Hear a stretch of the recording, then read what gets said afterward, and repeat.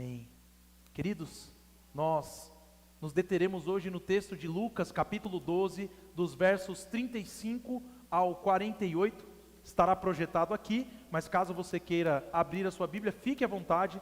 Lucas, capítulo 12, versos do 35 ao 48, continuando a exposição do Evangelho de Lucas. Assim diz a leitura da palavra do Senhor: estejam preparados, como o corpo cingido e as lamparinas acesas. Façam como os homens que esperam pelo seu Senhor, ao voltar ele das festas de casamento, para que logo abram a porta quando vier e bater. Bem-aventurados aqueles servos a quem o Senhor, quando vier, encontrar vigilantes. Em verdade lhes digo que ele há de cingir-se, dar-lhes lugar à mesa e, aproximando-se, os servirá. Quer ele venha à meia-noite ou de madrugada, bem-aventurados serão eles, se os encontrar vigilantes. Porém, considerem isto: se o pai de família soubesse a que horas viria o ladrão, não deixaria que a sua casa fosse arrombada. Estejam também vocês preparados, porque o Filho do Homem virá a hora em que vocês menos esperam.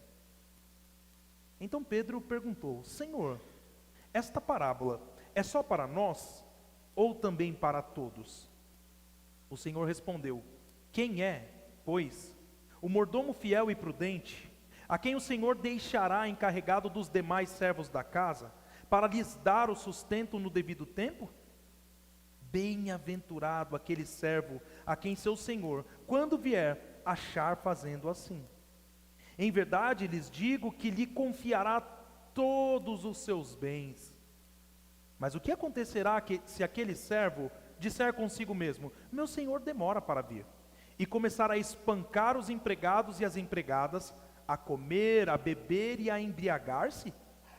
Virá o senhor daquele servo, em dia em que não o espera, e em hora que não sabe, irá aplicar-lhe um castigo severo, condenando-o com os infiéis. Aquele servo que conheceu a vontade de seu senhor e não se aprontou, nem fez segundo a sua vontade, será punido com muitos açoites. Aquele, porém, que não soube a vontade do seu senhor e fez coisas dignas de reprovação, levará poucos açoites. Mas àquele a quem muito foi dado, muito lhe será exigido. E àquele a quem muito se confia, muito mais lhe pedirão. Até aqui a leitura da palavra do Senhor.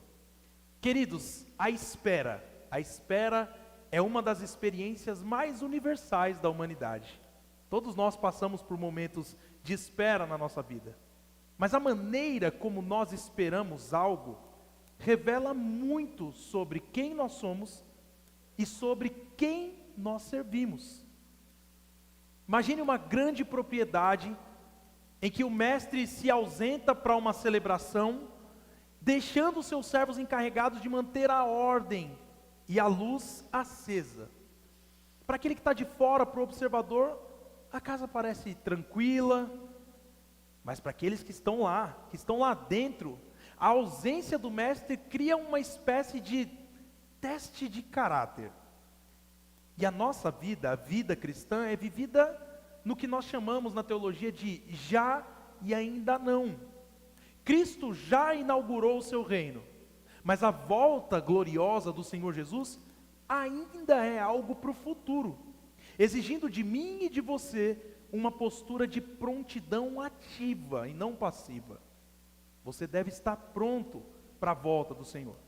Jesus, em seu caminho para Jerusalém, vai usar nesse momento aqui uma metáfora do ambiente doméstico romano, a família romana. E ele faz isso para instruir os seus discípulos sobre como viver diante da crise do fim dos tempos, a crise escatológica já iminente, já vista pelo que Jesus tinha falado até aqui. Ele não quer que nós, os servos dele, fiquemos apenas olhando para o céu. O que Jesus quer é que nossa vida, enquanto esperamos aqui, seja uma vida que reflita a realidade de que somos mordomos de um mestre que, embora invisível aos nossos olhos, continua sendo o Senhor e soberano sobre todas as coisas, sobre céus e terra. Então este texto nos desafia a abandonar a ansiedade, e não somente a ansiedade, mas também abandonar as desculpas que nós damos no nosso dia a dia para não servir a Deus da forma que Ele nos chama a servi-lo, trocando essas coisas por uma vigilância, e uma vigilância que seja alimentada pela fé, e para a fidelidade ao propósito desse Deus na nossa vida. E é por isso que nessa passagem, nós seremos confrontados com essa exigência de uma prontidão constante, a responsabilidade que vem juntamente com o serviço cristão, e a seriedade do juízo proporcional. Nós muitas vezes deixamos de falar do juízo de Deus, mas ele é uma realidade, tão certo como o ar que a gente respira. O objetivo de Lucas aqui é fortalecer o movimento cristão diante da oposição que eles viviam e do tempo de espera que começou ali e está até os nossos dias, esperando a volta do Senhor. E o que ele quer com isso é garantir a fidelidade do propósito redentor de Deus, enquanto Ele nos convida a participar ativamente desse projeto de salvação. E é por isso que o tema da nossa mensagem de hoje é vigilantes e fiéis. Simples assim. Esse é o nosso chamado, a sermos vigilantes e fiéis. E o resumo do nosso sermão de hoje é que o Senhor que virá amanhã governa a nossa vida hoje. O Senhor que virá amanhã governa a nossa vida hoje. E em primeiro lugar, nós veremos que porque o Senhor virá, vivemos preparados. Porque o Senhor virá, vivemos preparados. Crianças, desenho de agora é simples. Aproveita aí o solzinho que vocês estão tomando. Hoje o pessoal não está fugindo muito do sol, né? Está gostoso, muito bem. Eu quero que vocês desenhem um tênis perto da porta. Aquele tênis da pessoa que está pronta para sair. Tá bom? Um tênis perto da porta. Agora tá legal, né? Você fala perto da porta. Um tênis perto da porta, tá bom, crianças? Meus irmãos, nós estamos aqui no grande discurso de Jesus sobre a vigilância diante dessa crise do fim dos tempos. Então, próximo ao texto que nós vimos, Jesus tinha acabado de instruir sobre a fidelidade em relação às pessoas. Na verdade, a realidade em relação às posses, às coisas que nós temos, as riquezas. Foi o texto da semana passada, apontando que o coração deve estar no reino e não naquilo que nós podemos conquistar, não naquilo que perece com o tempo. E o texto lembra as instruções de Deus lá na Páscoa, a Páscoa que a gente pode chamar de Páscoa original, no Êxodo, Páscoa em que o povo deveria comer, mas comer já prontos para a partida, vestido e com as lâmpadas acesas. Eu fiz uma travessia em 2023, de 6 dias, que nós andamos mais ou menos uns 73 quilômetros. E essa travessia me desafiou em uma coisa. Eu gosto muito de cochilar após o almoço. Aquela meia horinha, vale muito. Mas na travessia, a gente andava com o mochilão nas costas, com a bota no pé, e quando a gente ia almoçar, a gente deixava o mochilão do lado, almoçava, terminava, colocava o mochilão nas costas e continuava. Gente, que terrível. Sol de rachar, mochila pesada nas costas, e aquela vontade de ficar meia horinha ali. Aí fiquei pensando no povo ali na Páscoa, né? À noite, aquele cenário, eles sendo escravizados ali pelos egípcios, será que eles vão conseguir sair dali ou não? Mas eles comeram prontos, e Jesus nos chama a estar assim, prontos. Algumas pessoas que trabalham em home office, como é o caso da Renata, não conseguem trabalhar de chinelo e bermuda. Ela tem que colocar o tênis e a roupa de trabalho, porque senão ela sente que ela não está trabalhando. Ela se sente muito relaxada. Talvez o texto fale um pouco sobre isso, sobre um relaxamento natural que o mundo traz a nós. Um relaxamento que faz com que a gente abaixe a guarda. Então o texto está falando sobre esse tipo de vigilância. O comando de Jesus aqui é para cingir o corpo, o que é uma metáfora para estar pronto para ação imediata. Como é que acontecia nas guerras? Por exemplo, quando nós lemos Neemias, as pessoas descansavam com a arma na mão. Eles construíam com uma ferramenta em uma mão e a espada na outra. Porque se viessem os inimigos, eles estavam preparados. No mundo antigo, isso significava levantar as túnicas. Lembra que as pessoas andavam com túnicas? Eles levantavam essas túnicas longas, prendiam a túnica ao cinto, para que os pés estivessem livres para caminhar ou para trabalhar. Era aquela urgência que nós vimos ali no Êxodo. Já ter as lamparinas acesas vai simbolizar a necessidade de uma vigilância que não dorme, que não deixa escurecer, uma luz interior que brilha contra a hipocrisia, lembra do fermento dos fariseus? E contra as trevas do mundo. Essa prontidão não é um estado de pânico, onde as pessoas ficam paralisadas por medo, mas é uma disposição de caráter que vai sendo moldada pela aceitação do projeto de Deus. Conforme nós vamos entendendo que a vinda do Senhor se aproxima, nós vamos moldando a nossa vida para estarmos de prontidão. Jesus então introduz uma parábola em que o mestre, ao retornar, faz algo extremamente escandaloso para as normas sociais da época. E daqui, meus irmãos, do capítulo 12 para frente, nós veremos algumas parábolas que mostram um verdadeiro escândalo para os mestres da lei. O próprio mestre se veste ao chegar de uma viagem e serve à mesa dos servos que estavam vigiando. Isso é incrível. Isso é incrível, é muito mais do que o seu patrão servir um prato de comida para você. É o próprio mestre servindo aqueles que deveriam servi-lo.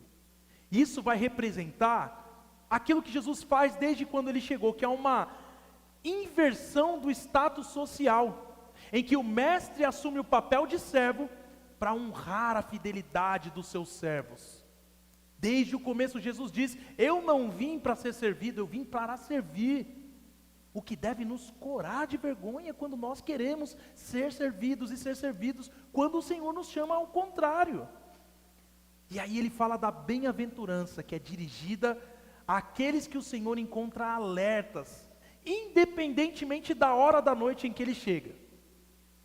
E a ênfase do Senhor aqui recai na incerteza do momento, o que exclui qualquer possibilidade de vivermos de forma descuidada, sob o pretexto de um atraso divino. Olha, Jesus está demorando muito, então eu vou viver minha vida tranquilo e no final, eu me arrependo e volto.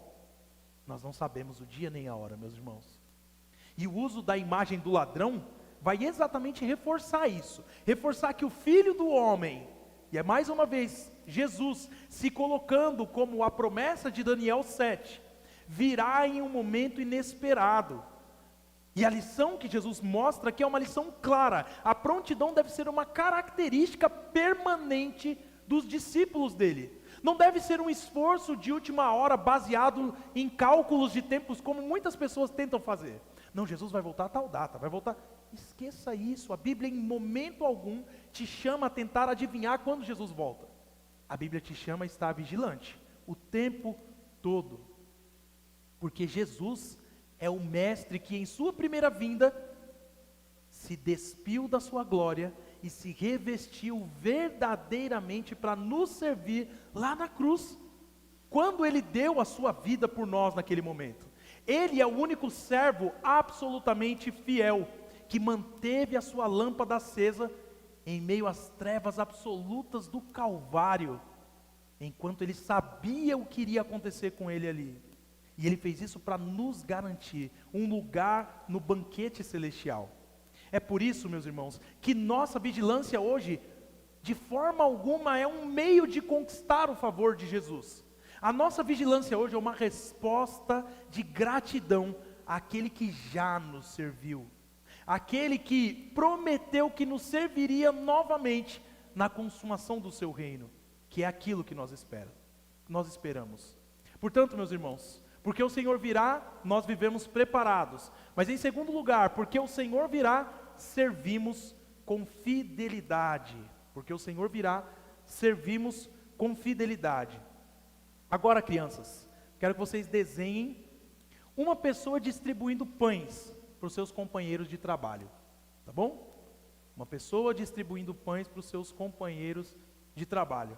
Enquanto Jesus está aqui contando essa parábola e ensinando as pessoas, Pedro interrompe o discurso dele perguntando se essas exigências de prontidão são para todos ou são apenas para aqueles discípulos mais próximos, aqueles que andavam com o Senhor o tempo todo.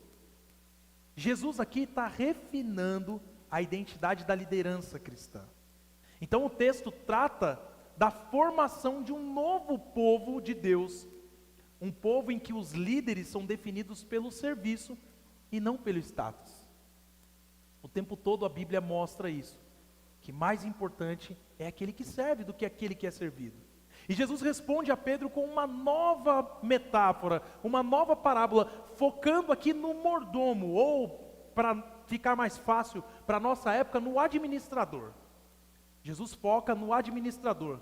Esse cargo de administrador, de mordomo, envolvia uma grande responsabilidade dentro da casa, pensando no contexto romano, sendo o servo que era encarregado de gerir, de cuidar dos outros escravos e também dos bens do seu senhor.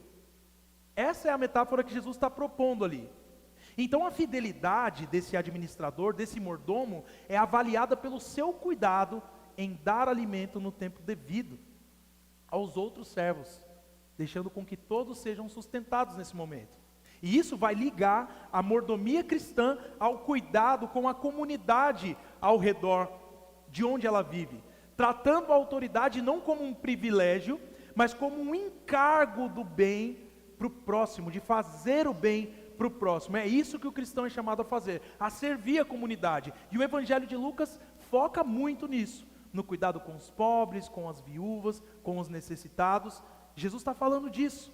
E a identidade de Jesus como Senhor é reforçada aqui, tanto por Pedro, quanto por Lucas, que escreveu o Evangelho, estabelecendo que Jesus é o dono da casa, e também é o único que possui o direito de delegar essa autoridade, e de exigir um tipo de prestação de contas dos seus servos. O servo, que nesse momento é encontrado trabalhando fielmente, é chamado de bem-aventurado, de felicíssimo, de muito feliz. E na teologia de Lucas, essa felicidade nunca é meramente emocional, alguém que se sente muito bem por fazer uma coisa que o Senhor mandou. Na verdade, é o reconhecimento divino de uma vida alinhada com o propósito soberano de Deus. Isso faz com que uma pessoa seja de fato bem-aventurada. E ela recebe uma recompensa.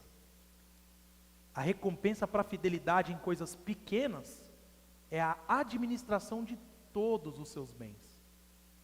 O que no caso do texto que nós estamos vendo, aponta para a participação daqueles que são fiéis na autoridade real do Senhor Jesus na era por vir. Após a volta do Senhor, uma promessa que vai transformar o nosso serviço atual em um treinamento para a glória futura, para o momento em que nós estaremos todos diante do Senhor. Agora, quem foi o administrador, o mordomo por excelência, o mordomo perfeito, que administrou de forma magistral a vontade do Pai, distribuindo o pão da vida que era Ele mesmo, e a todos aqueles que tinham fome espiritual se deu, para que as pessoas não mais procurassem aquilo que não era pão. Nele, em Cristo, a autoridade e o serviço se unem perfeitamente. Jesus não precisou de anéis de ouro e de pessoas carregando ele numa carruagem para mostrar a sua realeza verdadeira. E como seus discípulos, nós somos chamados exatamente a isso, a imitar esse modelo, sabendo que toda a autoridade que nós exercemos em nossa casa, na igreja, no trabalho, é delegada pelo próprio Cristo e deve ser usada para nutrir e edificar o seu povo. Meus irmãos, qual a imagem você tem quando você ouve o nome de Boaz? Ele foi um administrador dos bens do Senhor. E os servos de Boaz respeitavam Boaz porque ele era um homem bom, porque ele espelhava o seu mestre. Nós somos chamados a sermos assim. Mas não apenas como Boaz, que era um pecador. Nós somos chamados a ser como Cristo, o mordomo por excelência. Mas por fim, meus irmãos, porque o Senhor virá, vivemos preparados, porque o Senhor virá, servimos com fidelidade, e porque o Senhor virá, prestaremos contas. E essa é a última verdade que o texto nos mostra. Porque o Senhor virá, prestaremos contas. O último desenho que vocês farão, crianças, é de um relógio. Coisa simples e fácil, tá bom? Um relógio. O que Jesus faz aqui agora, meus irmãos, é mostrar o outro lado da moeda. As consequências de ignorar a vigilância. Ele mostra positivamente o que vai acontecer com aqueles que são vigilantes. Mas aqui, ele vai mostrar o que vai acontecer com aqueles que não são vigilantes. E isso serve de alerta contra um estilo de vida, primeiro farisaico, pensando naqueles que viviam para sua autoexaltação e para a ganância, como muito foi combatido por Jesus no tempo do Evangelho. E o texto também vai apontar para o juízo que recai sobre todos os que rejeitam a visitação divina de Jesus.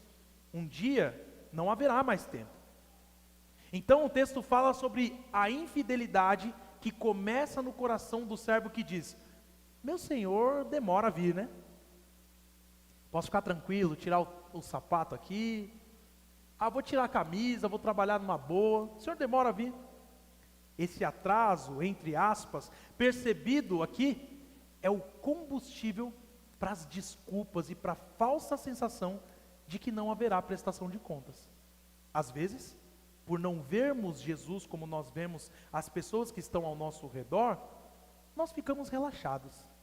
Usando uma palavra popular, lembrando os tempos de Capão Redondo, ficamos folgados. Estou tranquilão.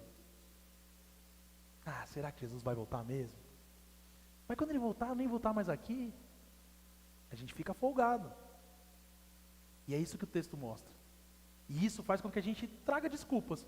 Hoje não, hoje eu não vou orar porque o dia está muito corrido. Hoje eu não vou ler a Bíblia porque eu preciso fazer isso aqui. Isso aqui eu tenho que entregar hoje.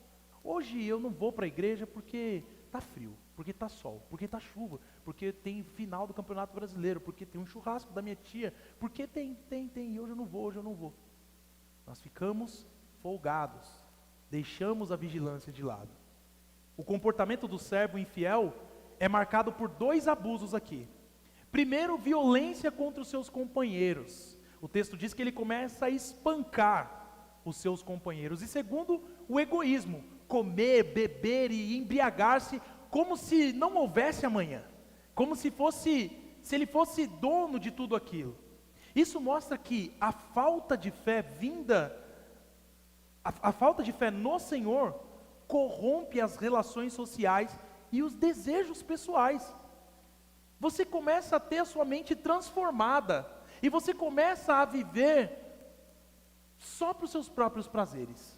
Você se torna um escravo de si mesmo.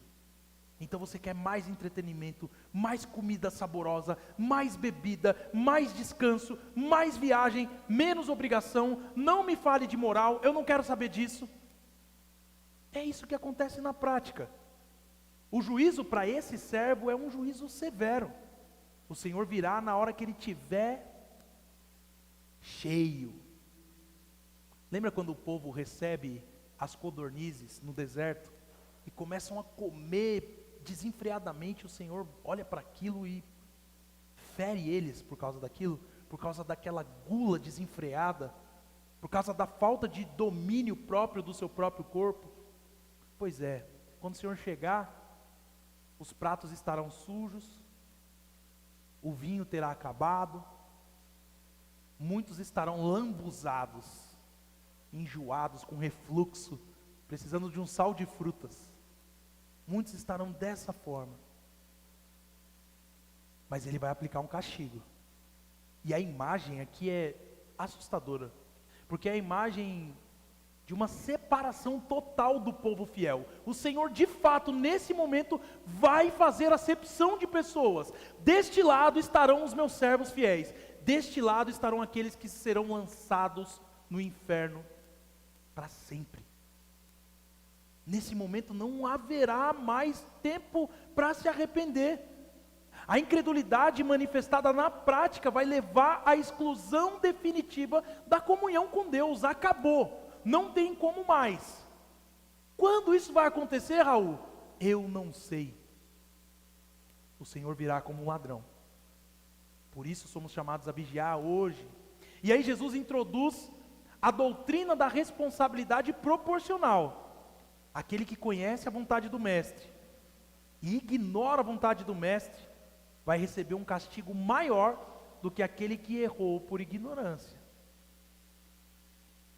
Você disciplina o filho que vai engatinhando até a tomada e tenta colocar o dedo lá. Mas você disciplina com o fim de que ele não faça mais aquilo por medo da disciplina. Ele ainda não entende o que acontece. Mas o que entende o que acontece, que ouviu você dizer não e volta lá, tem que ser disciplinado de uma outra forma. Isso leva à seriedade do discipulado para aqueles que foram privilegiados com a revelação. E sabe quem foi privilegiado com a revelação? Você que está aqui. Porque você está ouvindo a palavra domingo após domingo, você tem acesso à Bíblia na sua língua, você pode escolher a tradução que tenham palavras que você entenda melhor, você consegue através do YouTube assistir pregações, você tem um chat GPT que usado da forma correta, vai te ajudar a entender coisas que você talvez tenha dificuldade, e tantas outras ferramentas, comentários bíblicos a rodo. Se você entra na página do Ministério Fiel, você consegue comentários de Calvino grátis. É só entrar e ler. O que o salmo tal quer dizer? Vai lá, leia. Você tem acesso a tudo isso.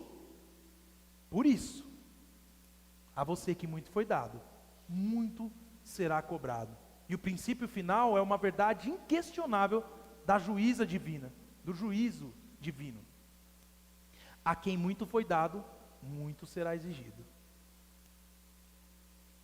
Isso lembra a todos, especialmente aqueles líderes, aqueles que conhecem o Senhor, que os dons de Deus não são para a glória própria, mas são responsabilidades que exigem uma prestação de contas rigorosa perante o trono de Deus. E é por isso, meus irmãos, que nós devemos ficar tranquilos quando nós olhamos falsas igrejas que pregam falsos evangelhos, porque as pessoas lá muitas vezes estão sendo enganadas, mas os líderes, aqueles que esfolam o povo, que arrancam até o último centavo, que colocam a culpa na pessoa quando ela não recebe aquilo que ela queria, que coloca a doença como se fosse um pecado da pessoa. Esses líderes, meus irmãos, esses líderes vão se ver com o Senhor. Esses líderes prestarão contas de cada engano que eles fizeram, principalmente quando eles abriram a palavra e mentiram para as pessoas. Mas isso também vale a você que é pai, que é mãe, que sabe a verdade do Evangelho e que não ensina o seu filho. Isso também vale a você que tem amigos que poderiam ser abençoados pela palavra do Senhor que habita em você, mas você se omite. Isso também vale para você que negocia os seus princípios para não brigar em casa. Isso vale para você que prefere se apegar ao seu emprego do que ser fiel à palavra do Senhor. Isso vale para todos nós. Para todos nós. A gente pode pensar em um porteiro de um condomínio que trabalha durante a madrugada aqui em São Paulo. Enquanto a maioria das pessoas dorme, ele permanece ali, na portaria, atento, observando as câmeras, controlando a entrada e a saída das pessoas e cuidando para que tudo esteja em ordem. Na maioria das noites, meus irmãos, nada acontece.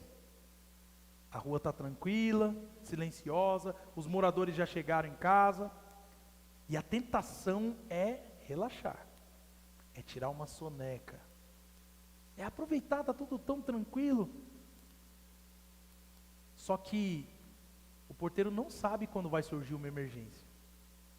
Ele não sabe quando virá 2 caras numa moto, naquela rua. Ele não sabe que momento que o síndico pode aparecer para verificar se está tudo bem. Quando um morador vai precisar de ajuda. Ele não sabe quando as coisas vão parar de funcionar corretamente. E a fidelidade dele não é medida pelos momentos de crise, mas pela constância em cumprir a sua responsabilidade quando ninguém está olhando. É assim conosco também, meus irmãos. A vida cristã é vivida diante de um Senhor que parece ausente aos nossos olhos, mas que continua governando a casa, que está lá no seu quarto quando ninguém está vendo, que vê todo o seu feed do Instagram, que vê o histórico que é apagado na internet, que vê a forma que você olha para as pessoas na rua, que vê como você trata os outros, que vê como você pensa sobre as pessoas. Nós vivemos a nossa vida diante de Deus, o que significa que Ele sabe tudo o que se passa em nosso coração o tempo todo. Crianças, eu quero que vocês imaginem que a mãe ou o pai de vocês pediram para vocês organizar os brinquedos, o quarto, qualquer coisa, enquanto eles dão uma saída rápida para ir ao mercado ou para resolver alguma coisa. Olha, você não sabe quanto tempo exatamente vai demorar para os seus pais voltarem. E aí você pode escolher passar o tempo todo brincando e deixar tudo bagunçado, achando que eles vão demorar muito para chegar, ou você pode começar a arrumar em obediência aos seus pais, porque você ama os seus pais e você está preparado para quando eles voltarem. Jesus é como um pai que te deu tarefas importantes enquanto você está aqui nessa terra, criança. E Ele prometeu que Ele vai voltar para te levar para a maior de todas as aventuras, a mais linda de todas, a mais incrível que você pode ter, na presença dEle mesmo. Por isso, criança, ser fiel a Jesus é como arrumar os brinquedos com alegria, sabendo que quando Ele bater a porta, você vai estar pronto e pronta para abraçar o Senhor e para estar com Ele sem vergonha. Faça as coisas quando forem pedidas para vocês. Não esperem os pais terem que insistir. Não fingem que fizeram quando vocês não fizeram. Sejam fiéis, crianças. Jesus ama a fidelidade. Meus irmãos, o Senhor suportou sobre si o juízo terrível que a nossa infidelidade como servos merecia. Ele foi cortado da presença de Deus naquela cruz, para que nós, administradores muitas vezes falhos, pudéssemos ser perdoados e restaurados por Ele mesmo.